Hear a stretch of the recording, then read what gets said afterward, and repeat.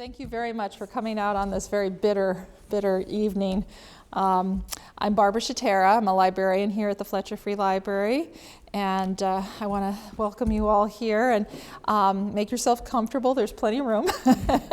And if you've got cell phones or anything like that, you'll want to silence those now to avoid further embarrassment or future embarrassment. Upstairs, one flight is the restrooms. If you want to use those, you're certainly welcome to do that. The rest of the library, as much as it's very tempting, is closed for this evening other than that. But we reopen tomorrow, 10 a.m. I want to thank Phoenix Books, who is selling books in the back here for right over there. We've kind of got them way in the back. They organized, they really were the impetus for this particular event, so I want to thank Phoenix very much for bringing Michelle here to the library. Afterwards, the sales will be there and the signing just over here. Michelle Arnowski Sherburne lives with her husband and son in Newbury, Vermont, and she's made the trek here today. We're very, very thankful for that. She is a Vermont historian and has spent years researching the Underground Railroad and the Civil War. She's lecturing at schools and local organizations. Michelle co-authored A Vermont Hill Town in the Civil War, Peacham Story, and is a freelance writer for newspapers and magazines. She works at a weekly newspaper when not on her history quests. Thank you very much, and Michelle, come on up.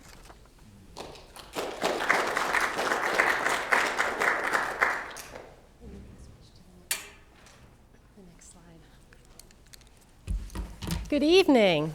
Thank you for being here. I'm so excited that I'm here in this beautiful venue, and I'm so glad that you've come to learn about some Vermont history that I'd like to share. I was told to stay in one spot because of the mics, so I'll try not to wander too far. My subject is Underground Railroad. The book that I did, I wanted to focus on the Abolitionist movement in Vermont and the work that Vermonters did helping fugitive slaves on their way to Canada. And I found a lot of information and a lot of fascinating stories, so I wanted to share those, and this book made that possible. As far as the Underground Railroad, when you are researching the Underground Railroad, I think that volume just went up. Lots of people talk about hidden rooms and escapades of danger. They talk about tunnels and different houses and railroad tracks.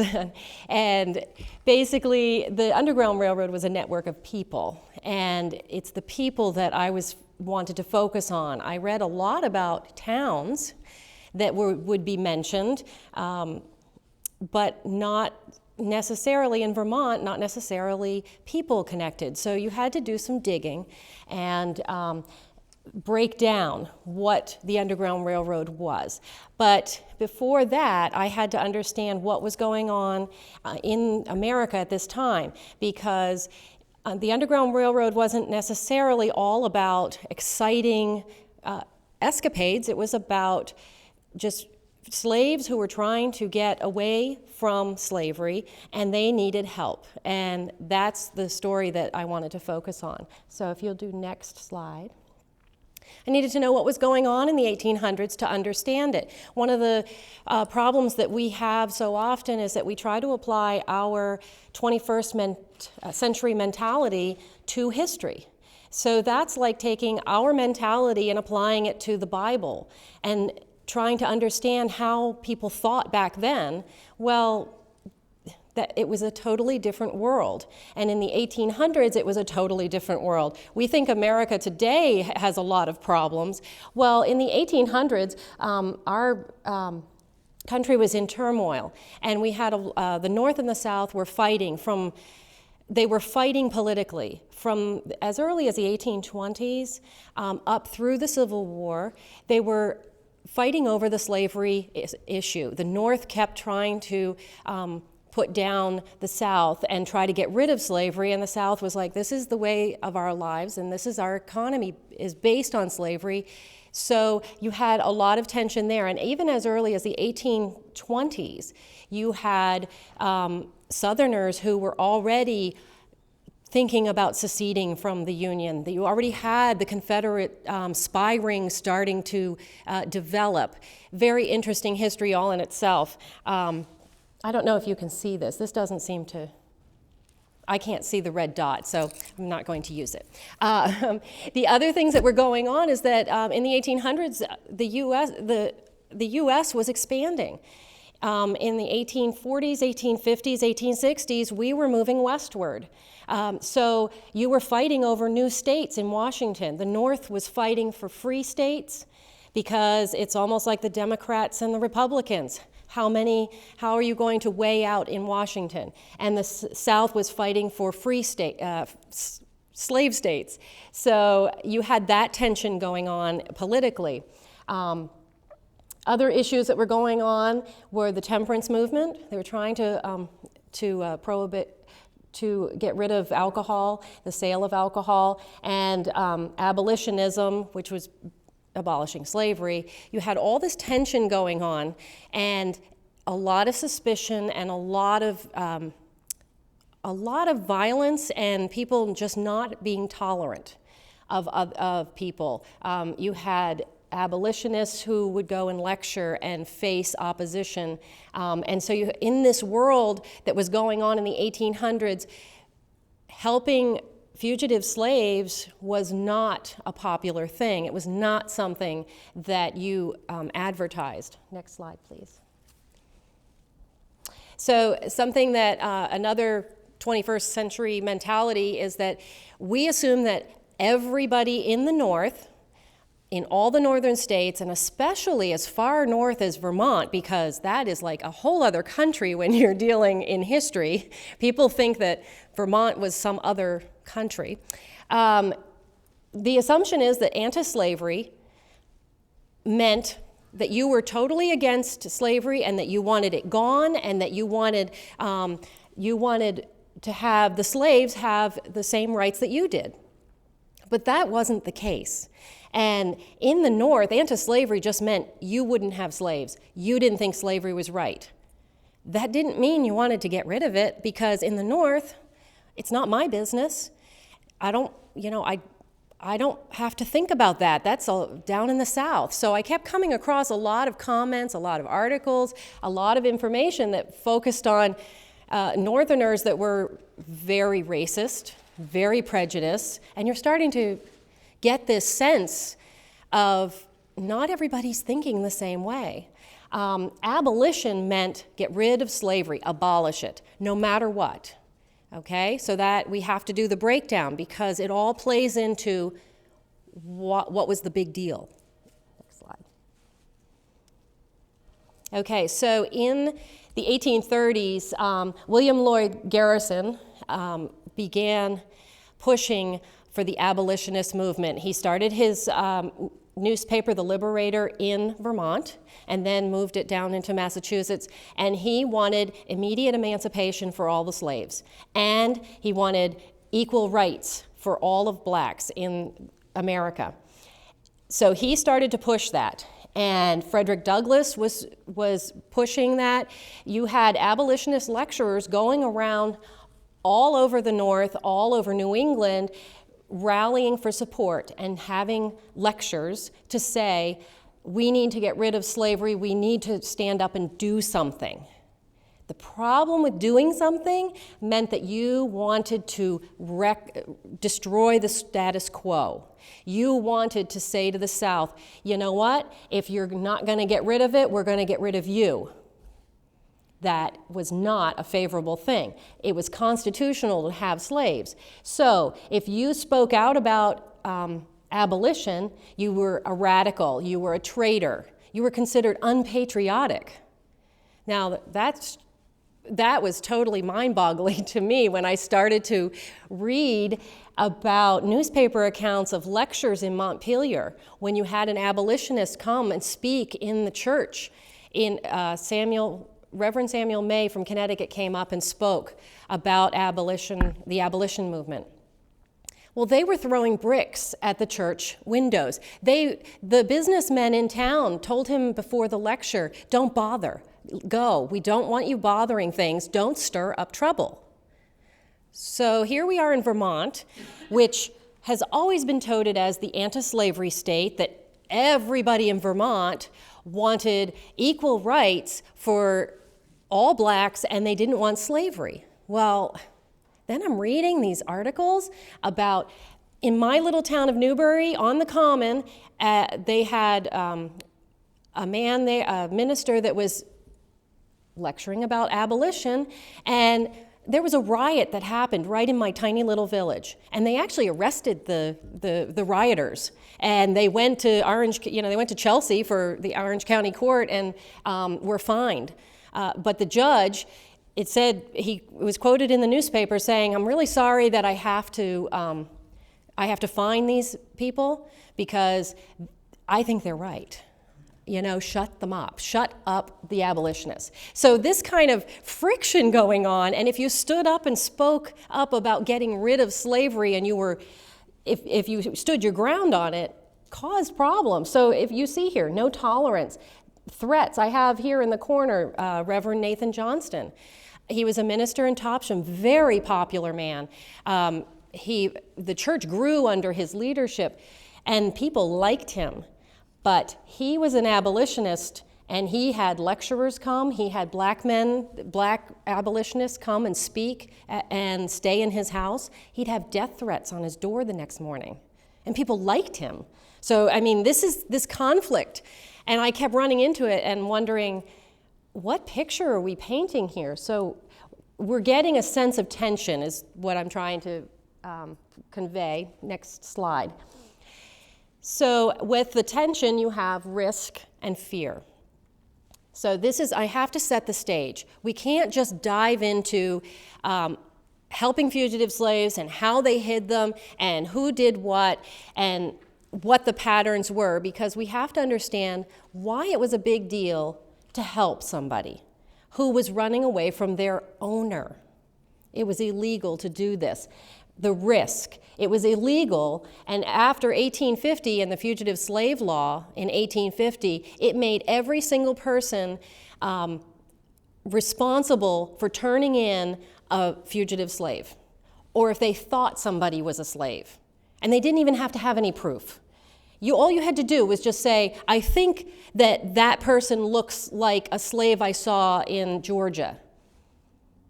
It was that arbitrary. It was that there was no justice. And so we have to think about risk and fear. And what's interesting is I read a lot of information about black families that lived in Vermont during this time frame and the prejudice and persecution they were under. And that was scary to me because they came to Vermont even back then. Jeffrey Brace came to Vermont. He wrote an autobiography called The Blind African, and it was reprinted here in the last 10 years. And it's a great story of his family's life in Pomfrey and Manchester, Sheldon, Jordan. He covered the whole state. He started down the south, and the persecution he was under. It was terrible. His neighbor would complain or destroy his crops. They actually took 2 of his children from him. The selectmen in the town decided that they would take his children because they didn't think that he and his wife could raise them. So that's not coming across as really friendly to me. And these are stories that are real. So you had fear. You had free blacks who lived anywhere. Vermont was just like Ohio, Pennsylvania, New York, Connecticut. Anywhere you lived, Frederick Douglass said he did not trust any white man because he was a fugitive slave. And anybody could turn you in. And you had no justice, and even if you had papers, you had no way of proving, and it didn't matter because you didn't have rights. Next slide.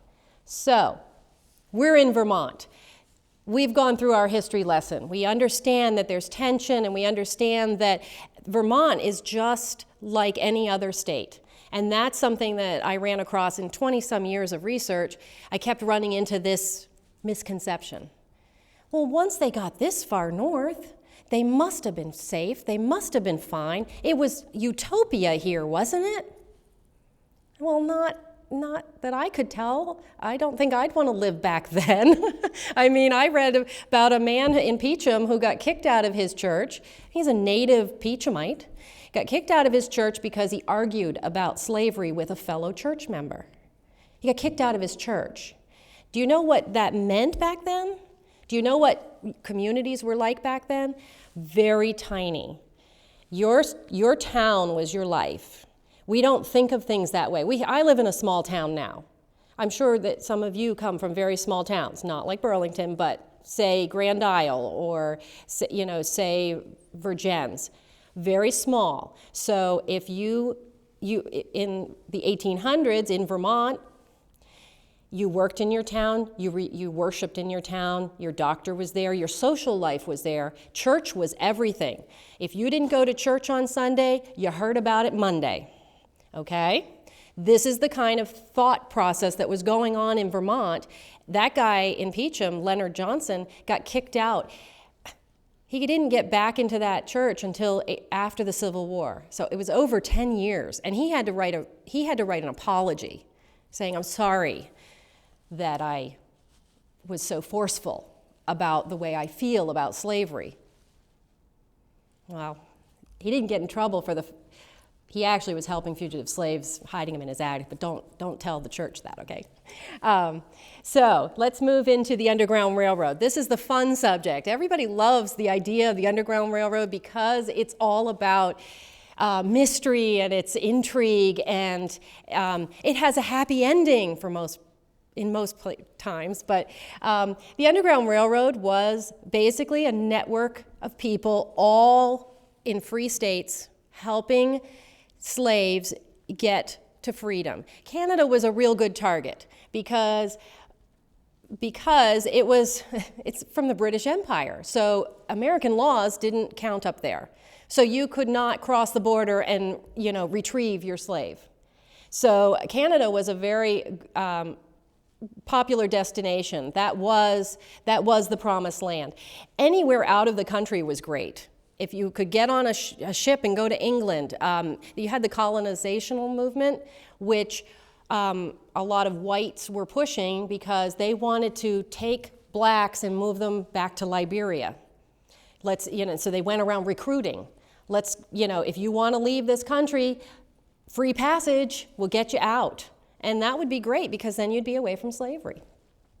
Or out west. So there's lots of different directions. But the bottom line was the Underground Railroad was not an organized, mapped out organization like a lot of people think. And maybe we're beyond that. But 20 years ago, I'm talking to people and they're thinking that they had a membership and manuals and an itinerary, and that the trains that go by your house actually had to do with the Underground Railroad. It didn't always.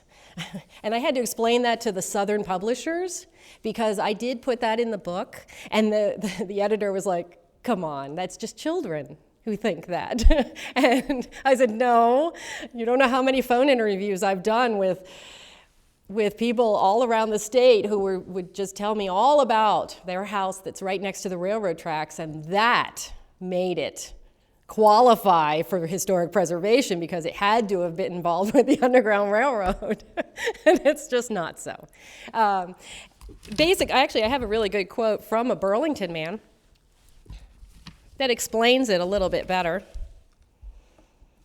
The Underground Railroad was not any elaborate system of running off slaves, but simply the aiding and passing on from one well-known and trusty agent to another of the fugitives on their way to Canada, and the methods of keeping them and concealment employed to secure their safety were as various as the instances of rescue.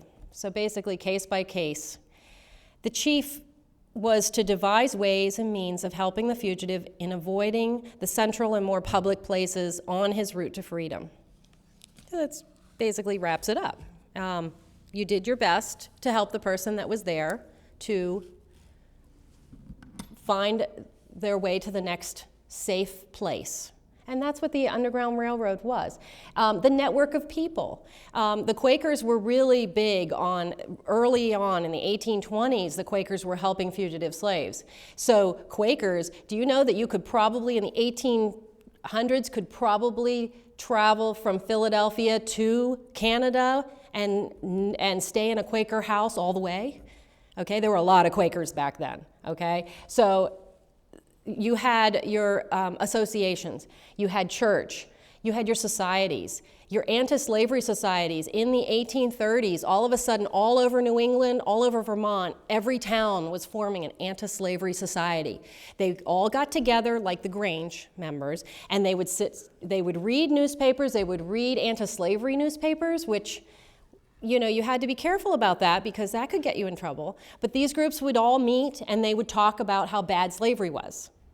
Didn't mean they were active, it just meant that they were maybe just more conversational about it. But that's where some of your connections were made. Because if this guy knows that guy, I've talked to him at the meetings, and if I send somebody his way, I think he'll help. There were 89 anti-slavery societies in Vermont alone. 89.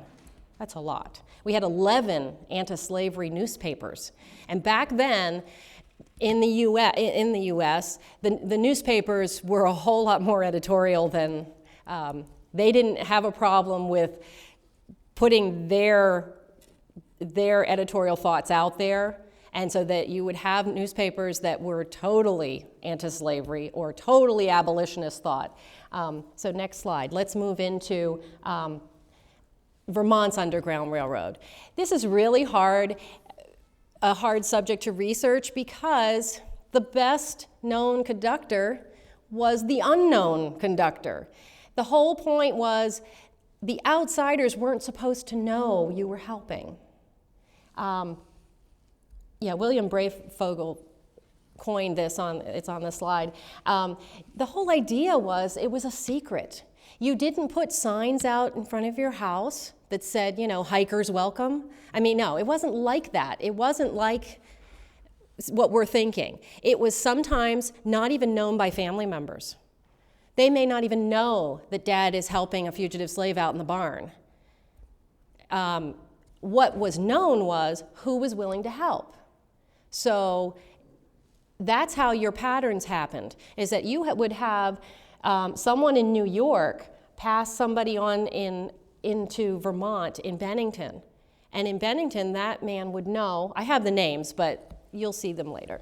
That man would know that it is safe to pass on to Manchester, and someone in Manchester would help. Sometimes the distances weren't that far. In Thetford Township, in Thetford alone, there were about 4 or 5 men that helped fugitive slaves. Well, Thetford's a really tiny town, okay? We're not talking Burlington, we're not talking Shelburne, we're not talking Charlotte. We're talking very small, and you still had passing from one house to another and maybe 4 or 5 people involved in this. So you have to also remember the distances and the fact that this was usually done at night, and it's rural Vermont. So the eastern side was really hard because finding information. So on the slide we talk about the proof of Underground Railroad involvement. Very hard. It would be great if everybody wrote a letter or wrote a journal or kept a ledger of who they helped, and that just always didn't happen. And so it made it difficult to research for anybody. First-hand accounts. Wilbur Siebert was an Ohio professor in the late 1800s, and he had grown up learning about the road. It's called the road. So he started researching it. He canvassed the whole country. He was the first researcher on this subject, and he did an intense research where he was questioning all these people. He was getting information from people who were actually who had actually helped fugitive slaves back in the 1840s and 50s and 60s. Or he would get a letter from the son or the daughter of an agent who had helped. So that's firsthand account, because the children had seen Dad doing this maybe.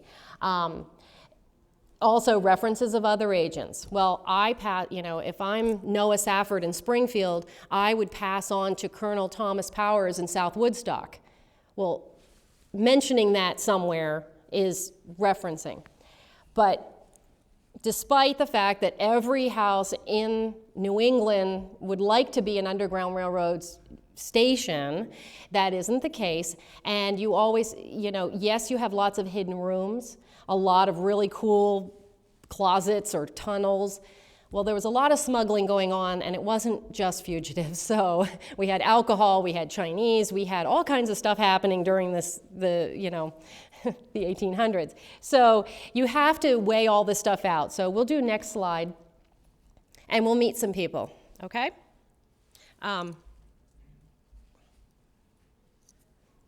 Want to meet the people. I did a lot of cross-referencing. I read, this is obviously the Robinsons in Ferrisburgh.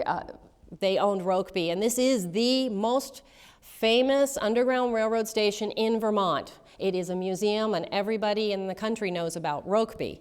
The thing about researching the Underground Railroad and finding out people was I had to learn about the whole picture and not just this little slice of Vermont. I had to find out what were Underground Railroad agents doing in Ohio and Indiana, and how did they handle fugitive slave traffic, because there were 4 million slaves in the United States at the end of the Civil War. 4 million. Now, in Canada, there were about 40,000 fugitive slaves that made it there. Okay, so you got your numbers, 40,000. So you had a serious amount of people moving north, working their way north. So I had to find out the whole picture. And a lot of times I'm coming across just towns. Springfield, Vermont, Brandon, Vermont. They took them, there were 5 main entry points into Vermont, and one of them was in Bennington.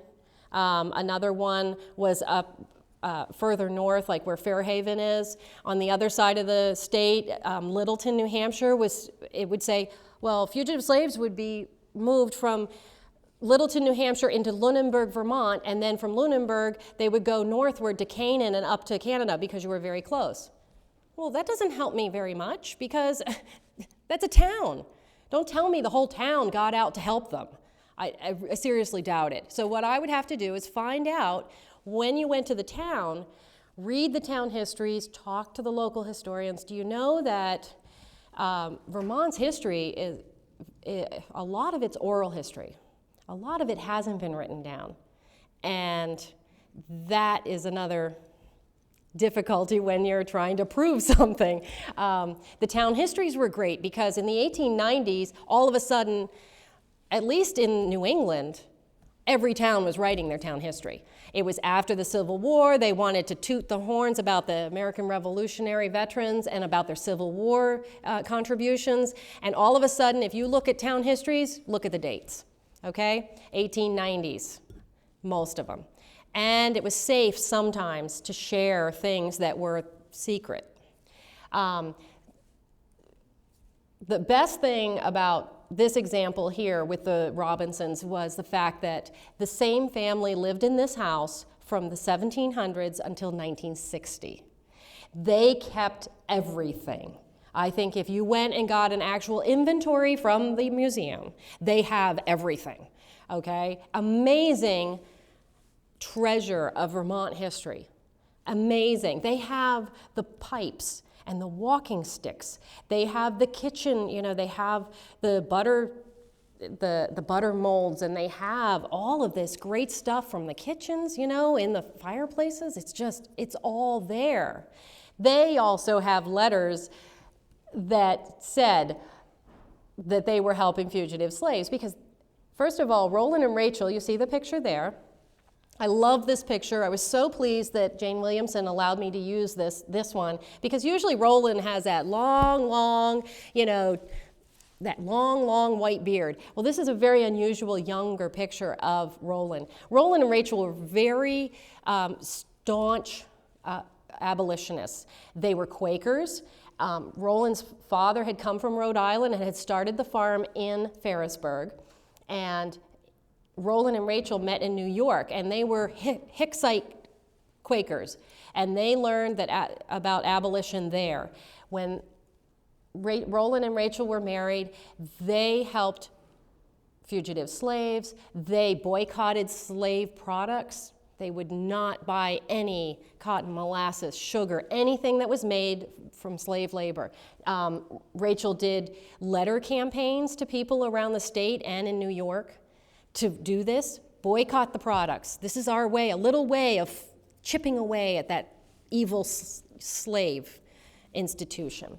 So they helped a lot of fugitive slaves, and they're on record. They have letters of friends of theirs. They were friends with William Lloyd Garrison, Oliver Johnson, who was from Peacham, but he was very big in Philadelphia and in other areas in Pennsylvania with the abolitionist movement, and they would have them come to the house. So they had fugitive slaves that would come, and they would work out in the field. This was a huge farm in the 1800s. It was the first, I think it was the first farm in Addison County that had merino sheep. And it was a huge farm, and you had not a lot of children, so they would send workers up. But mind you, that's Ferrisburgh. Okay, Ferrisburgh is very remote to me. Route 7, it's still remote. You could have, I could have, you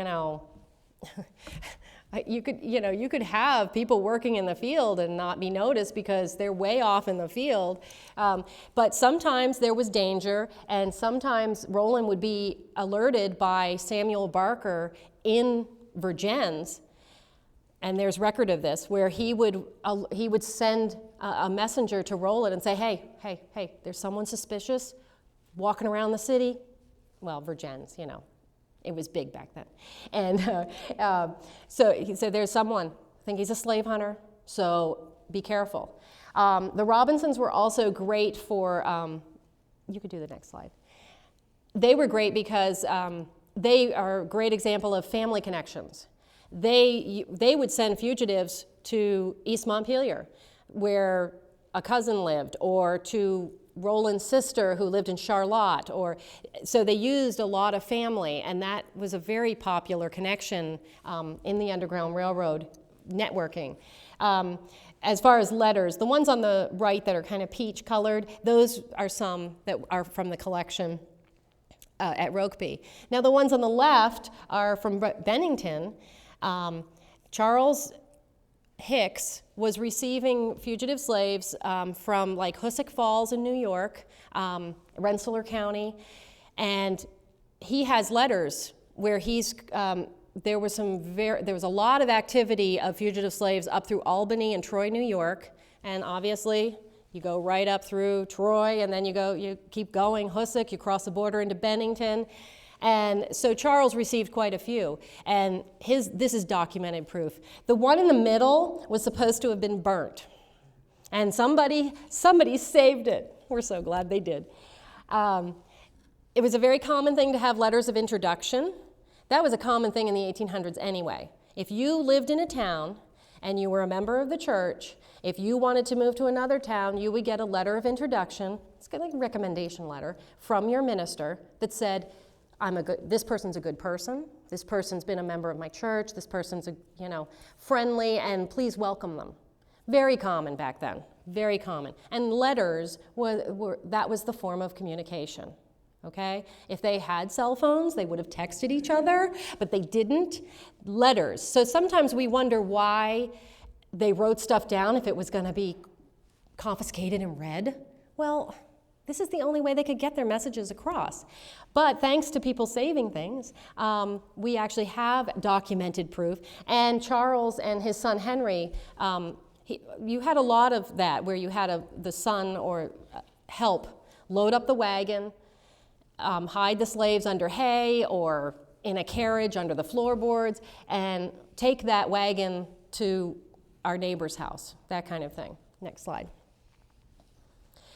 The important thing with the book is that I wanted the people and their stories and their work to be known, because there are so many faceless people. There are so many people we don't know about, and I kept coming across these people, so I tried very hard to get photos of them. So like on the very top, Lawrence Brainerd was a very active agent in St. Albans. He was open about helping fugitive slaves. He was active in getting the railroad up through St. Albans. Originally, he worked with steamboats, the building of steamboats on Lake Champlain. Very industrialist man. They named the Brainerd Block after him, obviously. And his son Ezra wrote, that researcher, Wilbur Siebert, wrote him about helping his father with fugitive slaves. And so Ezra would tell, his son would tell about, well, Dad would tell me we're this close to Canada. He would tell me to load up the fugitives that we had at the house and take them north to Canada, and how happy they were when they were there. So you had firsthand accounts, which is really exciting. Other people I came across, well, Joseph Poland was in Montpelier. He was a newspaper man, and he wrote letters. He was alive when Siebert was researching. So we actually have letters in the Siebert collection that talk about his work, and he shared about it. Sylvester Morris I love that guy. He's got such a great face. His granddaughter wrote a biography about him. And in Stratford and Norwich, he was known as the abolitionist in town, and he was very outspoken. But people in town did know that he was helping fugitive slaves, and it was not uncommon to have 4 or 5 slaves in the house at the dinner table, helping in the kitchen, while they were there for that day or that night. And he and his wife, Susanna, worked very hard. And that's someone that you just don't hear about. You just don't hear about him. Rodney Marsh was in Brandon, and his house was very famous. Through the years, they've done articles, but his son passed on information. So this is important that this was passed on. These are all documented. Next slide. Now we come into Burlington, because we have to do some of Burlington. The quote that I did earlier about how the Underground Railroad worked was actually Reverend Joshua Young, who you see right there in that picture. And he lived at the corner of South Willard Street and College Street. We're very close. And Joshua Young actually was from Massachusetts and lived in Boston and was a minister there until he got a pulpit up here at the First Unitarian Society Church, which is up the road, I think. Joshua actually was a young man in Boston, and he was when he was in Boston in the 1840s, he was witnessing fugitive slaves that were being captured in Boston. There was Anthony Burns, there was Shadrach, there were these very famous cases of fugitive slaves that were caught or recaptured or rescued, and he witnessed those, and he became active in Boston, made connections in Boston. And so when he moved to Burlington, he kept on the work. He kept connections with Elizabeth and Samuel Chase out of Falls River, Massachusetts, and they would direct slaves on up through Vermont, head up this way. The guy in Burlington you want to see is this guy. Now Joshua helped, he also hooked up with a number of other men in town, and one of them was Salmon Wires, who he also lived very close, which I have a map, which is next. If you could click that. Okay, so on this map, Joshua lived up top on the right right circle, and then Salmon Wires lived down there. See how I have the houses? Those Beers maps are awesome. Any of the Beers or Walling maps are awesome for research because they have people's names on the houses and businesses, so it's so great. But Young worked with a number of men in town helping fugitive slaves because Burlington was almost like a Grand Central Station because we were so close to Canada. Plus, you had traffic coming up from New York, across Lake Champlain. Plus, Montpelier agents were sending them over to Burlington, and Georgia and St. Albans, they were all kind of converging in Burlington. So Joshua Young said he was getting a number of fugitives on a monthly basis showing up at his door. So he worked with Salmon Wires. He also worked with Edward Peck, and I have his house circled. And then further down, today it's called the Converse Home on Church Street. And the Converse Home, that originally was owned by Reverend John K. Converse, and when he took over the building in 1844, he decided to establish a female seminary. They were very popular in the 1840s, kind of like ladies' finishing schools, not necessarily seminary like I think where they're going into the ministry, but more of a finishing school for young women. So Converse started one, and it was very popular in the 1840s.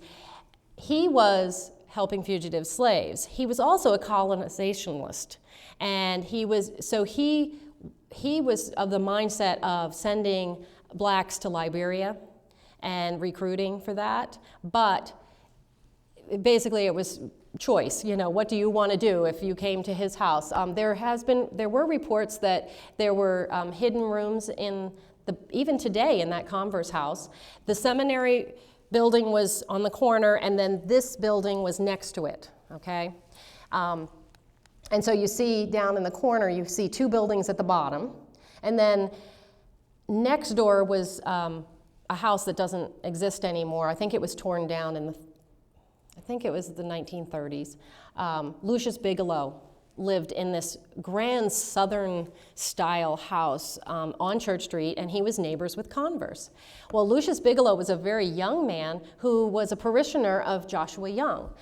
And Lucius and Joshua became good friends, but they became colleagues in the Underground Railroad and helping fugitives. So he could have somebody knock on the door of his house, and he would take them in, and he had an L in the back of his house. It had an L shape, and he would keep them there. He wouldn't let any of his servants, he actually had servants, they weren't allowed in the back in the L part because that was where he hid people. And if he needed help, he would run to Joshua. One time, he and Salmon Wires were supposed to take two fugitives, get them on the railroad cars, and get them to take the train across the border. But they were actually having their house, Bigelow's house was being staked out by a slave hunter. And so Wires snuck up to Joshua's house in the middle of the night and woke him up and said, "We need your help. We need your help." So what they ended up doing was sneaking these fugitives to Peck's office. It's actually in Wires' office, which is in the Peck block. And I don't know exactly where that is on this map. But they actually hid them in an office, and the fugitives just like crashed on the floor. They were exhausted. Joshua's wife had made something, so he brought that. So they kind of like teamed together. This happened a lot. So it was really all this happening right here, like in this neighborhood.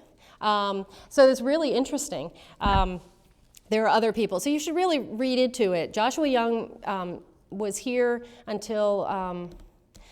he got kicked out of his church, and that's tough if you're the minister. He actually got kicked out of his church because he and Lucius decided to go to John Brown's funeral in North Elba, New York.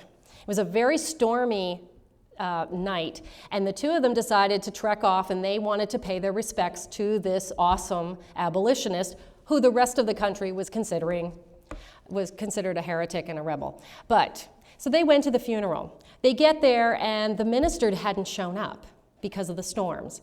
So Joshua Young was asked to officiate, and he officiated at John Brown's funeral. How awesome is that?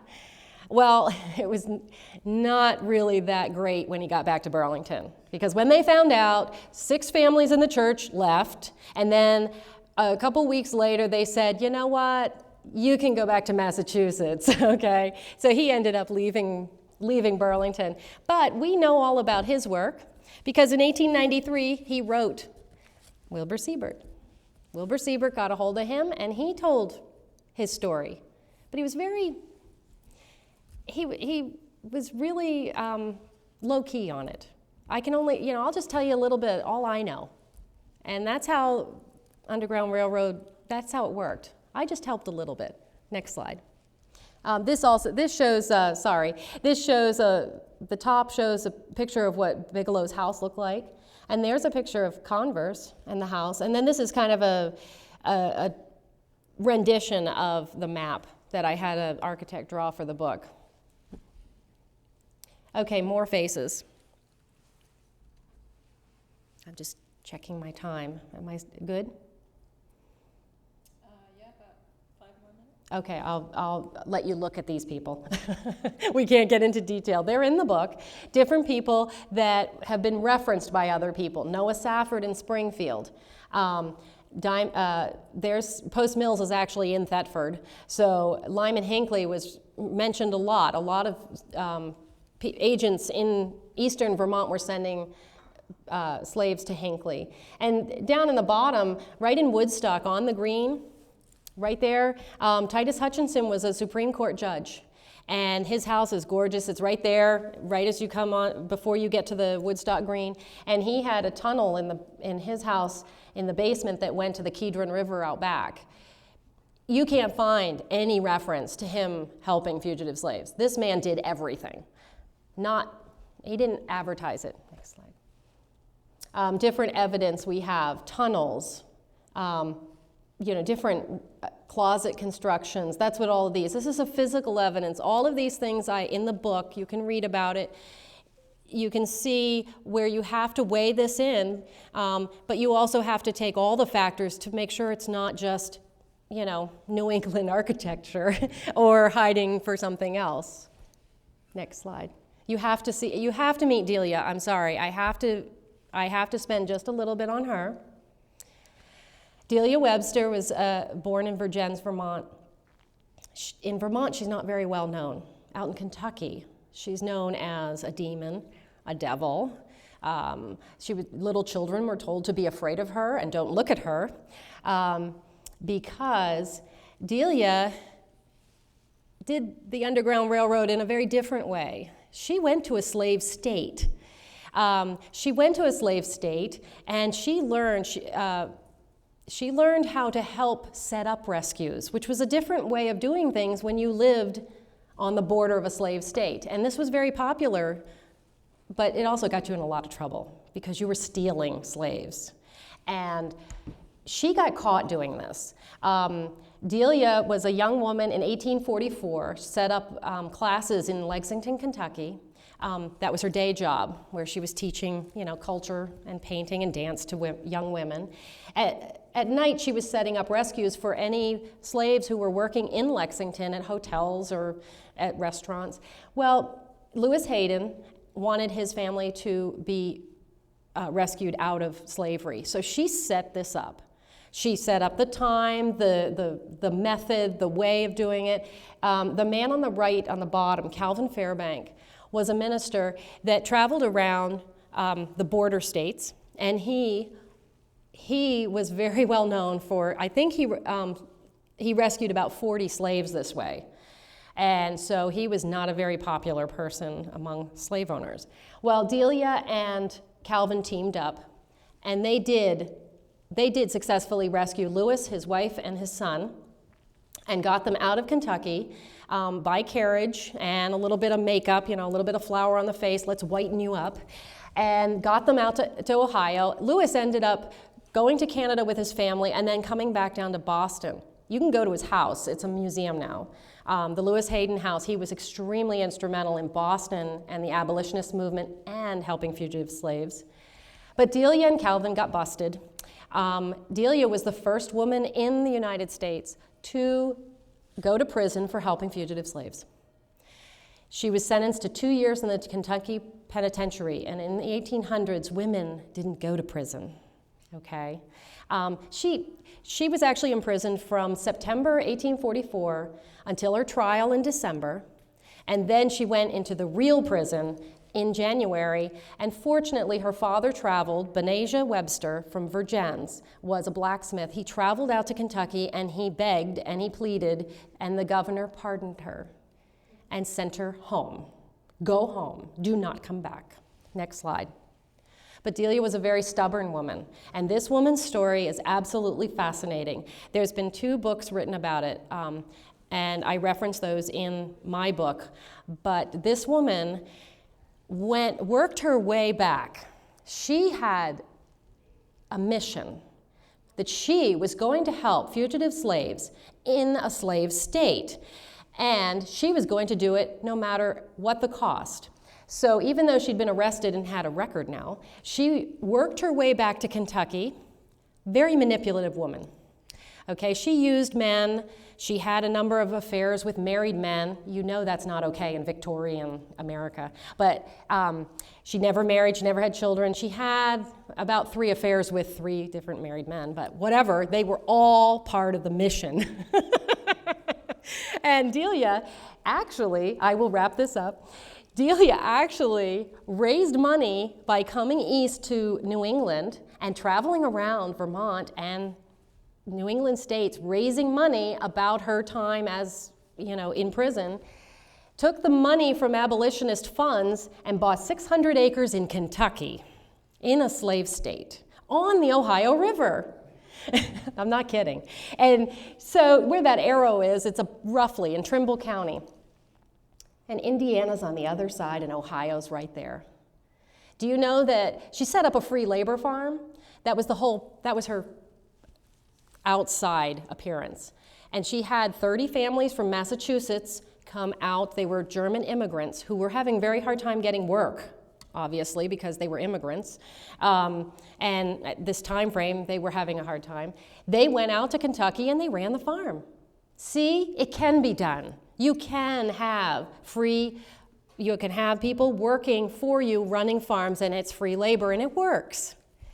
Well, in the first 6 months that she owned this farm in slave territory, $20,000 to $30,000 worth of slaves came up missing. Now, slaves back then, I don't have the figures on all of it, but some were worth $1,000, $1,500, $2,000 if you were, a good worker, or $20,000 to $30,000 worth, and they couldn't prove it. She's right on the river. So sneak to here and get on a riff and take them. She spent 15 years. She was known as a petticoat abolitionist. Her home was known as, it's got a historic marker there. They knew she was an Underground Railroad agent, and she was pursued. There were warrants for her arrest. She was thrown in jail a couple times, again. She actually got kicked out of Kentucky again. The governor of Kentucky had a warrant for her arrest and issued it to she was hiding in Indiana, and the governor in Indiana said, you better stay here. So she ended up living across the river from her property because she wasn't allowed in Kentucky. But I have the graphic there, Vermont, Kentucky. This woman traveled east on a regular basis to visit her family. And when she was here, she used those trips to raise funds. And all the money she raised from abolitionist and anti-slavery societies would go towards her farm, which was vandalized and buildings burned, and mobs would show up at her door, and they would want, they had town meetings in the towns around in Kentucky saying, hey, We don't like this woman, we want to get rid of her. 15 years she kept at it. She finally was forced out of the ownership of her farm, and she had no money, and she lost her farm. And the Civil War happened, and she helped with that, but her cause was over, basically. This woman's story is not known. I mean, I went to Vergennes, I talked with the Historical Society, and they don't know about her. They don't know about her. Vermonters don't know about this. School children should know about this woman. And her story is so fabulous, so you've got to read about it. It's in my book. I talked with the descendant, Delia's sister's grandson allowed me the picture, the only picture that exists of Delia. And if you look at her, she doesn't look like, Julia Roberts or something, but she obviously was quite the seductress in the 1800s. But fascinating story. I just love this woman, and you should know about her. So if you want to click ahead to, and then another one. And I'm going to end on this one. I know I went over. Thank you for your patience. But Delia is so great. When I read her story and I went online, I found letters to the editor in Indiana about her. We're sick of you, get rid of you, go back to Vermont. This stuff, fascinating woman, and people need to know about her. So that's why she's in the book. We're going to talk about physical evidence once again, because some things you cannot ignore. And one of the things you can't ignore is a slave collar that was dug up in Vermont soil. In 2001, there's a house there, the Red House, in South Woodstock. A father and son were working on this house. They wanted to build the addition, which you see right now is the red addition, not the brick part. Well, they were digging up the northeast corner where there were granite steps, and they had removed the steps and were digging down so that they could prepare for the foundation. And Steve Leninsky, senior, and then there was a junior, they dug down and they hit something metal. And they dug this out of the clay and the dirt. This top left is a slave collar. This thing is like 27, 28 inches around. This thing is not a handcuff, okay? It is forged in steel, okay? It's forged iron, sorry. And it has hash marks on it. It has the border. You can see it. And you can see on the right side how it was originally attached. And no, there were some shears that were buried next to it, which there's no way that those things cut any chains. I think that was just, I don't know, they were there. But in the clay and the dirt, they dug this up. They had experts look at it, Columbia University professors, antique dealers. This thing was around somebody's neck. They don't know how it got there. All we know is that the house was built in 1804, that the family that owned it had a black farmhand in the 1830s, because his parents actually owned property. This Silas Perdue, which there's a stone for him right there, a gravestone. Silas Perdue's parents actually, his father was a Revolutionary War veteran, and he was a free black after that, came to South Woodstock and bought all kinds of property around this farm, the Walker farm. But he died when Silas was 8, and nobody got that land that was in the family. It got absorbed by the neighbors. And Silas went to work for the Walkers when he was 8 years old, and he lived there the rest of his life. They were friends.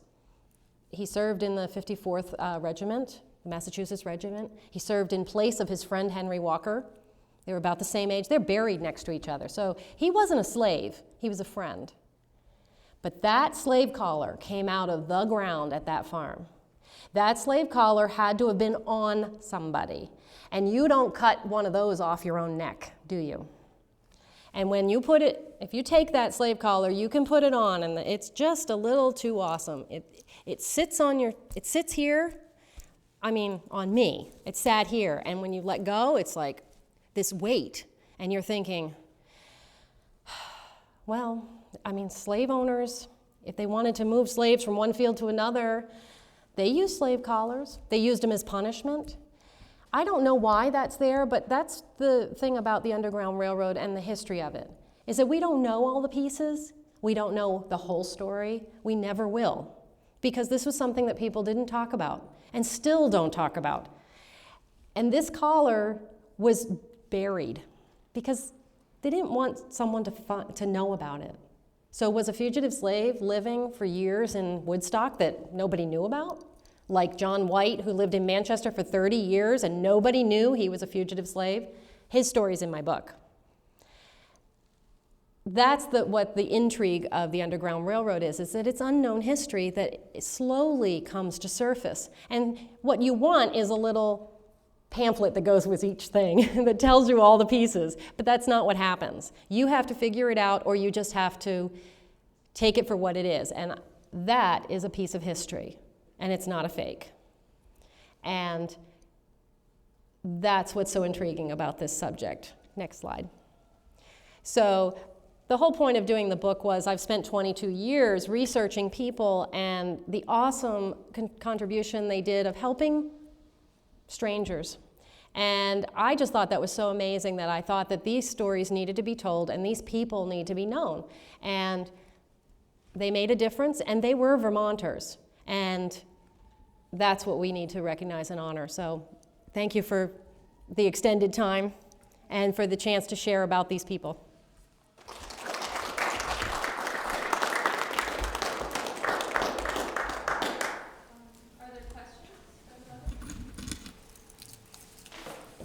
I was going to comment that about No, go ahead. Go ahead. about Webster. Yes. It's a family name, so I traced it today because I just bought your book this morning. Well, good for you. I go back 12 generations, and I'm connected. All right. Cool. Never heard of her, so yeah, it was interesting. It came up through Hadley, Mass, and into Ferrisburgh, and they're listed in the census out of Ferrisburgh. Yes, yes. A And lot. buried in that little cemetery. Benasia, well, Delia's parents, Benasia and Esther Webster, are buried in a little cemetery on a side road, I think beyond the road to Vergennes. But I've been out to it, and Susan Ferlin took me to it.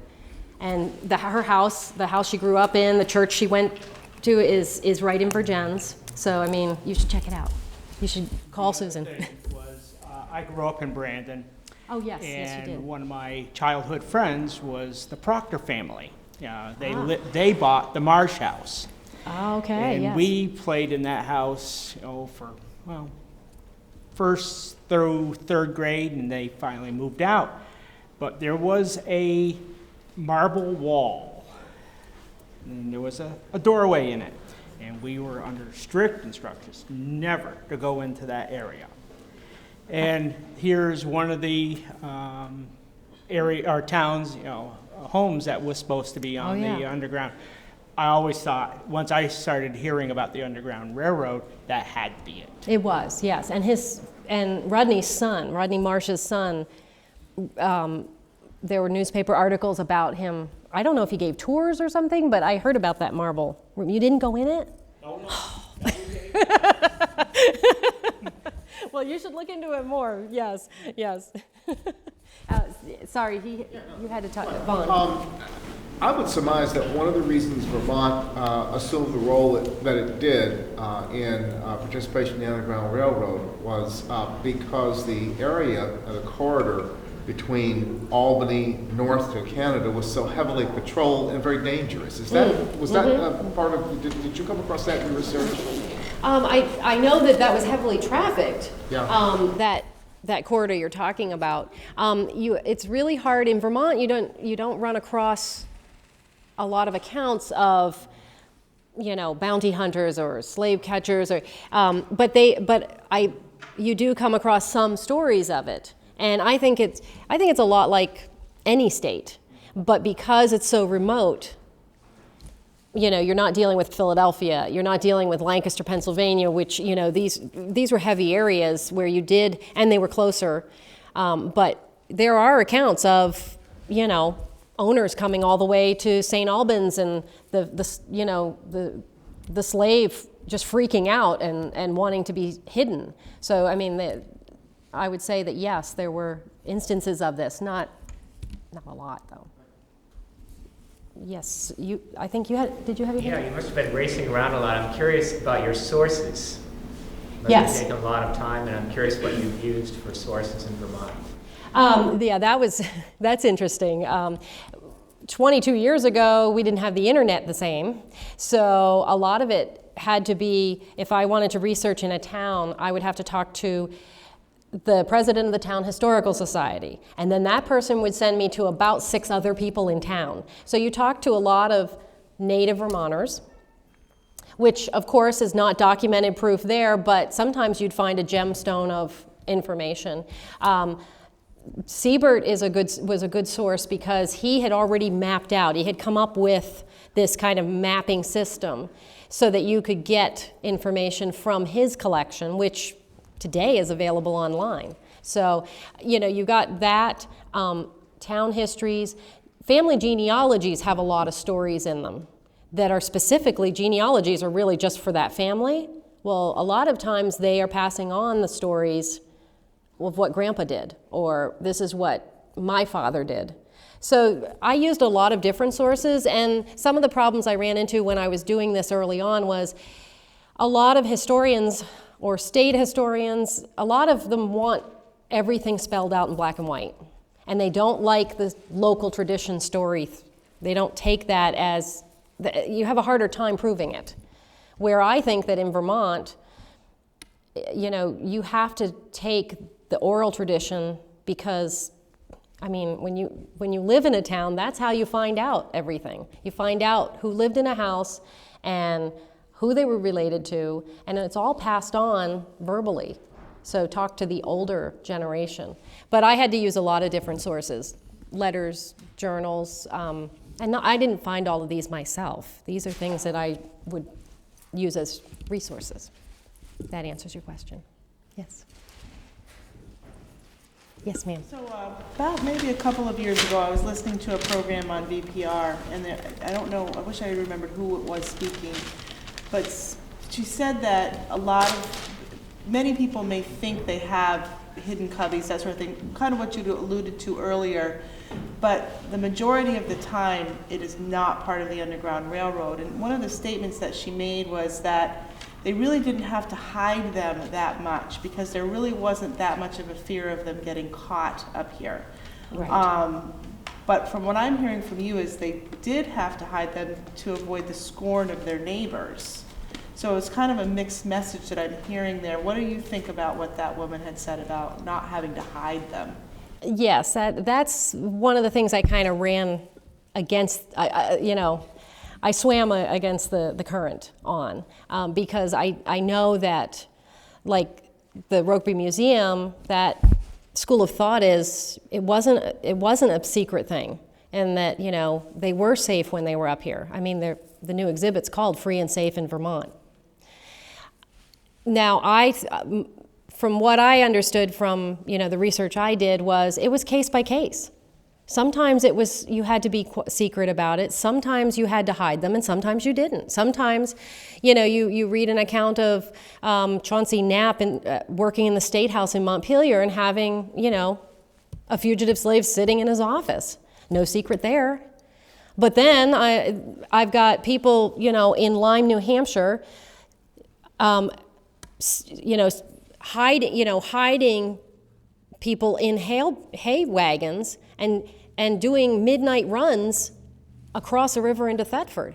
And stories of, the kid that rode with Dad that night and said, don't talk about it, go in the house, be quiet, and I'll call for you when I'm done. Well, that's secret to me.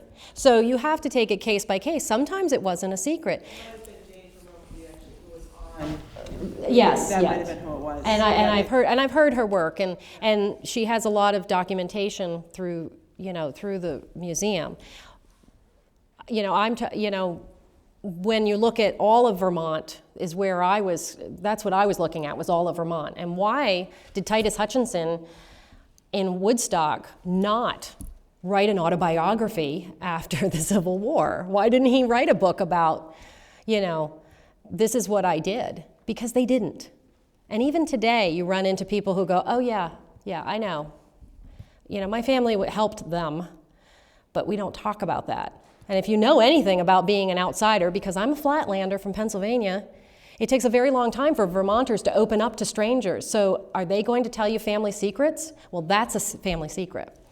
So I think it really depends on the case, and I don't want to generalize, and that's what I try to explain. It's really case by case. You're welcome. Did those who made it to Canada stay after the war? Did they come back? Did they go west like a lot of people were from this area? It seems like the studies of the refugees in Canada, they had communities built up. They had, they weren't just all just going across the border and everybody just settling anywhere. They actually had, like Henry Bibbs, who was a free black man who, he went over into Canada and set up like a refugee community. Here, we're going to set up a school. We're going to teach you how to do this. We're going to teach you a livelihood. We're going to teach you how to be, self-sufficient. I don't think that a lot of them came back. And in 1850, when the fugitive slave law went into effect, thousands of free and fugitive blacks went to Canada. Harriet Tubman went to Canada because they were so afraid. And some of them came back, but I think they probably stayed there. That's what I think. Yes? There were some very large communities like St. Catharines in Canada, Yes. which was kind of a magnet for a number of fugitive slaves and others who chose to flee the country. Yes, and in Ontario, Yeah. huge, over in Ontario, any of the where your corridors would head to a certain area. And there were studies done even in I read some, books on that were done in the 1800s about, you'd have an Englishman come over and go to Canada and check out, well, this is where the fugitive slaves are ending up, and this is a great thing. So, it's that's a whole other history in itself. How did they move by day or only by night? And that's this vision of people running across fields and into the woods, and I don't imagine there's footpaths on all these. Maybe there are. It wasn't like trails or, no, like... Well, see, I think that was why so many in the further north you got, like when you got into New England, the terms they use are carrying or conveying. So you had, when they were in Vermont, you would have them go in a wagon. You'd take them places, not necessarily direct them, cross this railroad track and go to this house, because one, you had to do it secretly if it was necessary. But in the north, they had no concept. Once they got out of, it was foreign territory when they crossed the Mason-Dixon anyway. Most slaves had never been outside of their own home on the, their owner's property. Some had traveled and were very well aware. So the answer to your question would be, like in Vermont, a lot of my agents were taking them, and they would take them in wagons or... We're talking miles. Yeah, and that's why you had so many people helping. Because you would have your friend who lives 10 miles away, that was a long 10 miles. So that's where you heard a lot of, Dad took them by wagon, or they were conveyed, even if it was an open wagon. So they were always moved with somebody. They weren't like running through the woods wondering where they... Sometimes they were directed. Sometimes they would be directed to, you go into this town and you look for the house with columns, and there you're going to find a hole that takes you into a tunnel that takes you to the railroad tracks. Follow the railroad tracks. That did come into play. So it really depended on who was doing the sending. They went by boat. They could go, they used, in like Ohio and Indiana, you read about almost like a relay with horses, where they would have them set up, okay, I've got another batch of fresh horses here. So, lots of different ways. It really would be nice if we knew all of it. And more than one, they were trapped together, 2, 3, 4. A lot of times they were small numbers, and a lot of times they were young men. But there were some older women. There were a lot of times the accounts are more of individuals, not like a lot of children. And a lot of times you had men that left their wives and their families, or their wife or the woman would leave her children. But that's a lot of the reason why they stayed in America, was because there's still the chance of going back and helping. Harriet Tubman, she really rescued her family. They were not strangers. Those were her family. They were cousins and aunts and uncles and brothers and sisters. So 18 trips were family. So that would be another reason why they would stay in the States, and not all of them would, leave the country. You still had a chance, Sir? I understood one of the ways of directing people, if you weren't going with them, was for them to follow a river, because it always ran south. That's right. The riverways, any way of travel. And when the railroad came through, that's when all of the terminology hooked in. And some historians, over the years you've read books about, they kind of try to debunk that one too. But even Harriet Tubman used the words conductor and routes. And the reason is because in the 1840s, everybody was talking about the railroad. It was the big thing. So that would be like today. So say in 1840, all of a sudden everybody had iPods and iPhones and they were texting and messaging. Well, that's what the railroad was. That was the technology of the day. So you did something, they used the terminology conductors and parcels and shipments and depots, because everybody understood that. So, there's just so many layers to it. It's really awesome.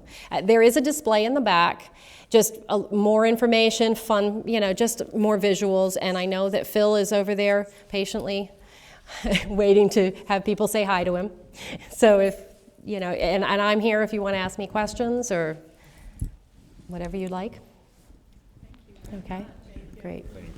Thank you for coming.